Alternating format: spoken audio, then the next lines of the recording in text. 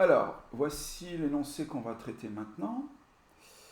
Euh, on nous demande d'écrire un programme, Python, hein, dans notre cas, qui permet d'effectuer un paiement en espèces et qui affiche les pièces à rendre à l'acheteur en rendant le moins de pièces possible. Les pièces disponibles sont de 2 euros, 1 euro, 50 centimes, etc. Et dans le programme, effectivement, le plus pratique, c'est d'avoir la même unité monétaire, c'est-à-dire de ne pas mélanger des euros et des centimes, sinon ça va être extrêmement pénible. Et donc on va tout convertir en centimes. Donc les pièces de 2 euros et 1 euro, ce seront des pièces de 200 et 100 centimes. Euh, alors, face à un énoncé comme ça, on se dit, alors moi je fais un achat, j'achète quelque chose qui coûte, je sais pas moi, 7,50 € et je donne 10 euros. La personne doit me rendre de la monnaie, 2,50 € et elle, l'idée c'est que elle me rende la monnaie en me fournissant le moins de pièces possible. Donc les 2,50 € qu'elle doit me rendre, elle va regarder d'abord si, ça c'est l'idée du programme, elle va regarder d'abord si je peux prendre la plus grosse pièce, c'est-à-dire 2 euros, ce qui est le cas. Il me reste combien après? Il me reste 50 centimes. Est-ce que je peux donner une pièce de 1 euro? Ben non. Est-ce que je peux prendre une pièce de 50 centimes? Ben oui. Bon là, pour le coup, il ne me reste plus rien, mais s'il me restait encore quelque chose à rendre, je me reposerai la question du 50 centimes, etc. Bon, tout ça, c'est on a tous joué à la caissière et au client. Enfin, pas moi, mais si, peut-être, certainement. Bon, on sait faire, on sait rendre la monnaie, tous. Alors, comment on va se débrouiller dans ce truc-là? Donc moi, en fait, j'ai décidé que le programme, l'utilisateur, on va juste lui demander de rentrer la somme qu'il a à rendre. Je crois que c'est pas très utile de faire le 10 euros moins 7,50 € dans le programme.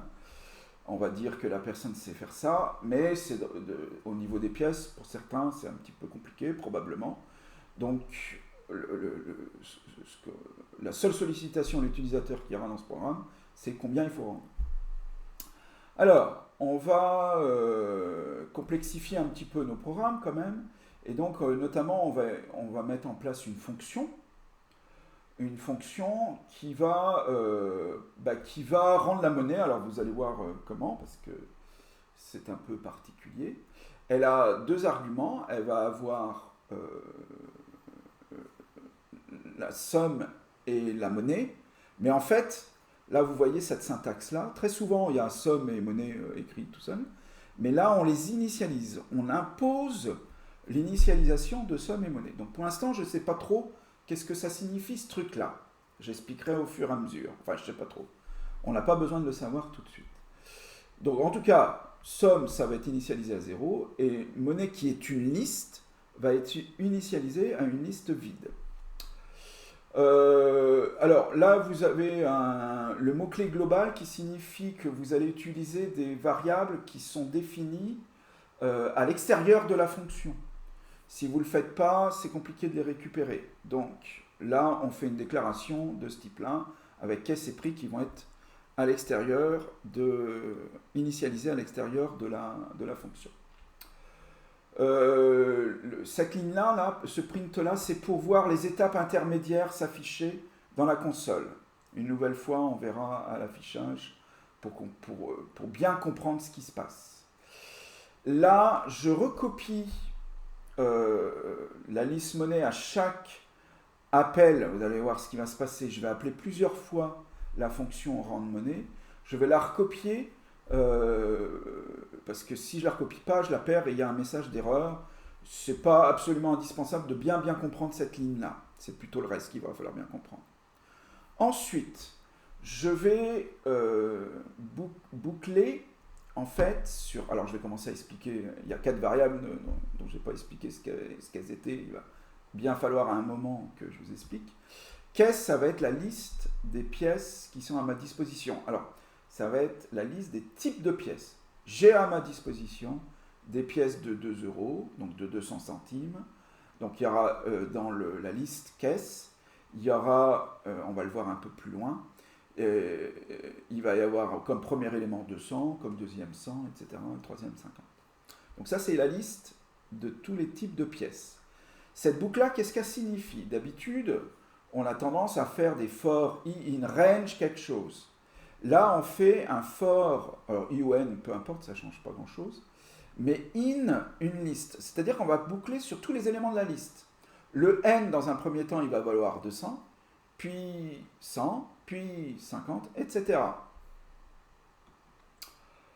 Alors, je vais un peu plus vite là. Donc, là, qu'est-ce qui se passe?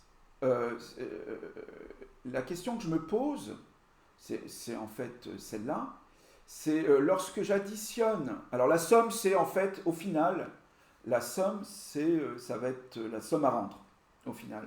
Alors, c'est assez étrange là, hein, que cette somme soit initialisée à 0, mais c'est vraiment pour vérifier qu'on ne s'est pas trompé, qu'on rend bien la même somme que le prix. En fait, le prix, ça va être la somme à rendre également.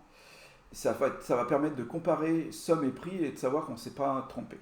Bon, en tout cas, au départ, j'ai somme et je vais additionner là avec 50. Si le prix, enfin la somme que j'ai à rendre, et pas 50, excusez-moi, le premier élément c'est 200. Donc au départ, je fais 0 plus 200, la somme est à 0 plus 200. Si c'est égal au prix que j'ai à rendre, si j'ai à rendre 200, pile, eh bien là, je vais retourner une valeur à de cette fonction, rendre monnaie. Si j'ai à rendre 200 centimes, je vais rendre uniquement une pièce de 2 euros. Donc qu'est-ce qu'il va me dire? Il va me dire que je vais retourner somme plus n, c'est-à-dire 200, c'est bien ce que j'ai à rendre. Et là, il va retourner une liste. La liste, au départ, elle était vide, là, monnaie, plus un élément, il va concaténer. Ça, c'est la façon qu'on a de rajouter des éléments à une liste. C'est une des façons autres que append. Les autres fois, on avait utilisé append. Et là, on va rajouter crochet de 100.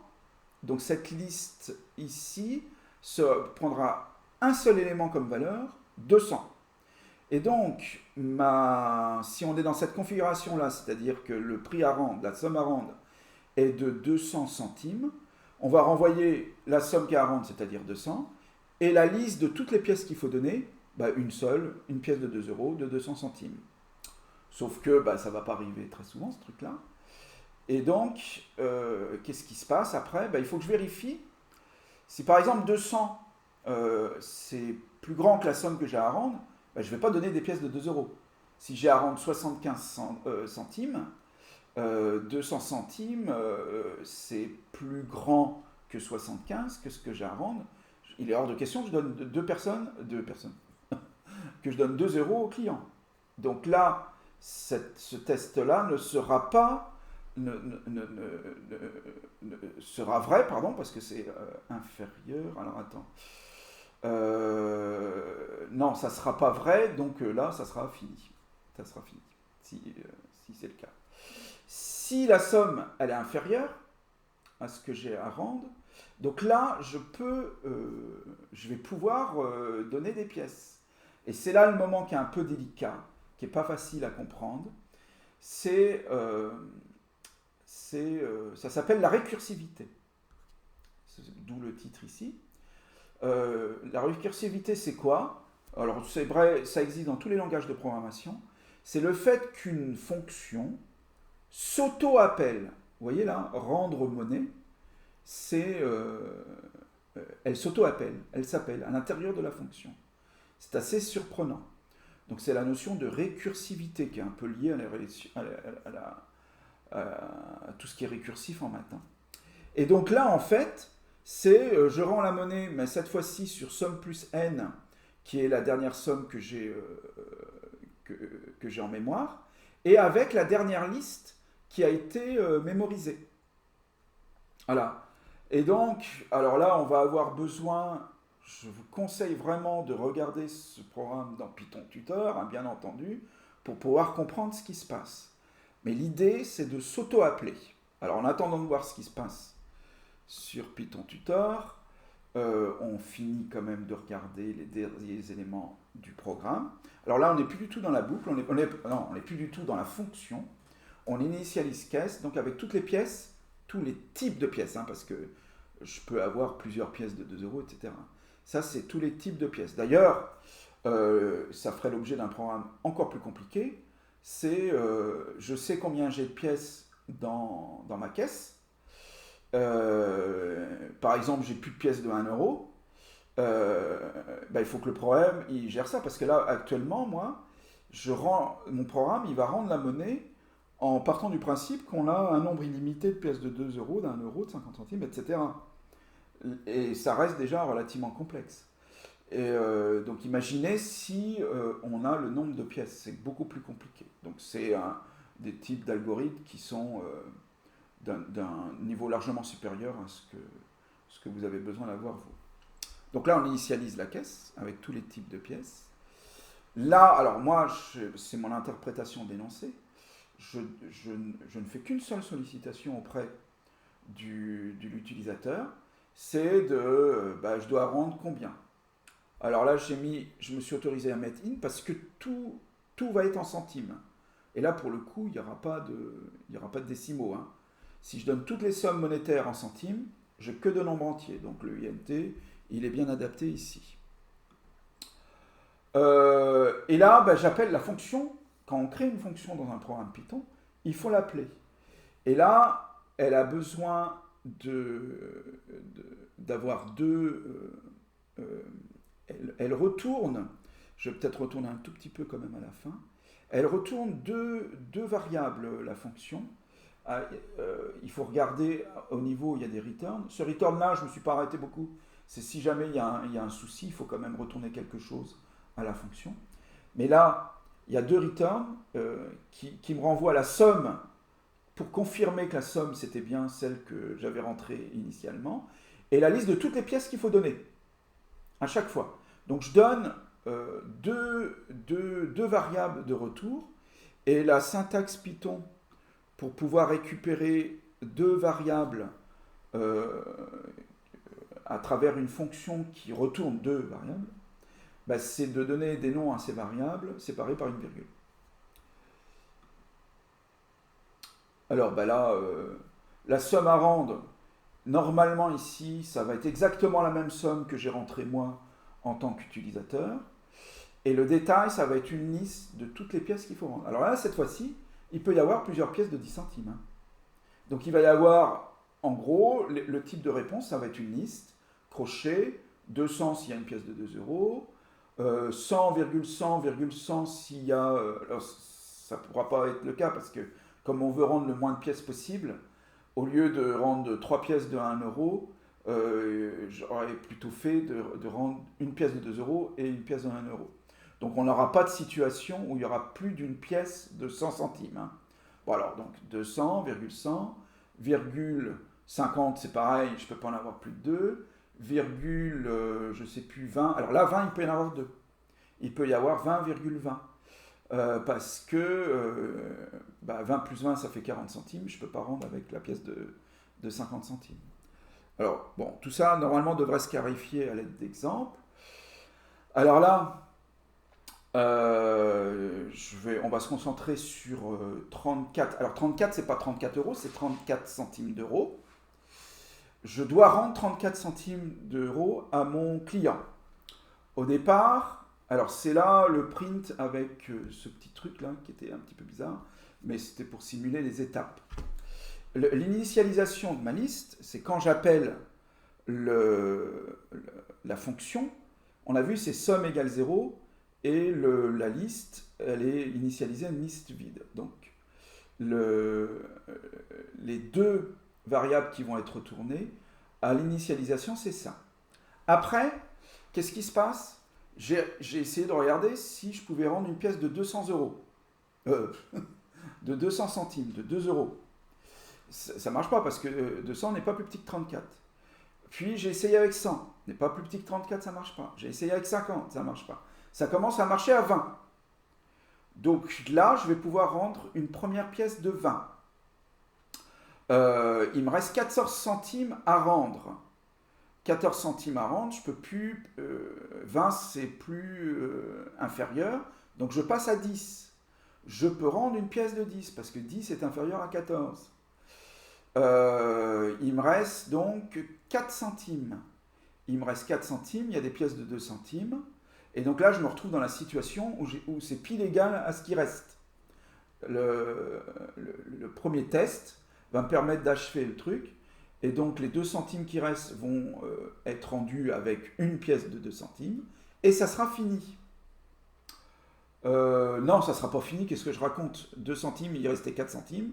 C'est quand il restera plus que 2 centimes que ce sera fini. Et donc là, effectivement, ça c'est la façon optimale de rendre la monnaie sur 30, alors qu'il faut rendre 34 centimes, une pièce de 20, une pièce de 10, une pièce de 2, une pièce de 2. Sauf qu'une nouvelle fois, ça ne tient pas en compte la présence des pièces effectives dans ma caisse. Hein. Si j'ai plus de pièces de 2 centimes, je vais être obligé de me rabattre sur les pièces de 1 centime. Le programme ne le fait pas, ce truc-là. Alors là, on ne voit pas la totalité, mais on va regarder les étapes pour 1232 pour voir que là, on peut mettre des pièces de 2 euros. Là. Alors 1232, c'est 12,32 euros. La même initialisation que là. Je peux prendre une pièce de 2 euros, 200, et là, bon, alors le programme, il aurait pu être optimalisé avec des modulos. Hein. Et là, on aurait pu éviter de faire ça, je ne sais pas combien de fois, toutes ces pièces de 2 euros. Une nouvelle fois, il est suffisamment compliqué comme ça, le programme, pour qu'on se contente de ce travail-là. Et donc, vous voyez, il y a un moment, je ne peux plus mettre des pièces de 200 centimes. C'est ici. Alors là, j'en ai rendu combien? 6 fois 200, 1200. Il me reste 32 centimes à rendre.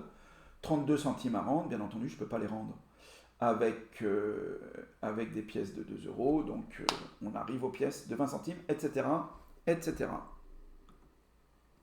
Voilà. Ça achève l'explication sur le code.